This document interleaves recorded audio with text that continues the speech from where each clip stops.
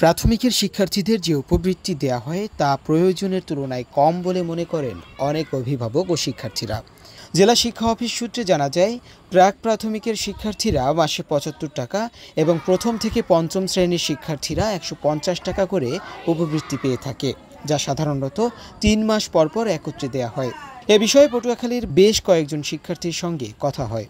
সরকার আমাদের যে টাকা দেয় তাতেই আমরা খুশি। সরকার যদি আর কিছু টাকা বাড়িয়ে দিত তাহলেই হতো। সরকার যদি আরো টাকা বাড়িয়ে দেয়, তাই সে সময় আমি স্কুল ড্রেস, প্যান্ট এগুলো বানাইতে পারবো। ৯০০ টাকা করে বাচ্চা করে দেয়, কিন্তু ওই টাকা হয় না। উপবৃত্তির বিষয়ে আলী আকবর আদর্শ সরকারি প্রাথমিক বিদ্যালয়ের প্রধান শিক্ষক শিরিন আক্তার hello.bdnews24.com-কে বলেন, আমাদের শিক্ষার্থীদের শতভাগ নগদের মাধ্যমে উপবৃত্তি দেওয়া হয়।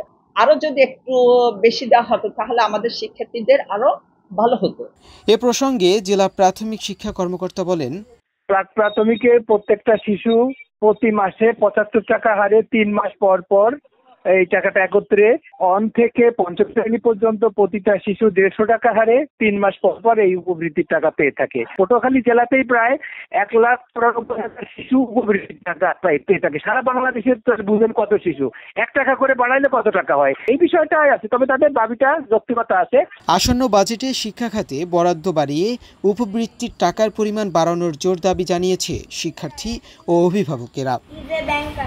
মুনতাসির তাশরিফ, hello.bdnews24.com, পটুয়াখালী।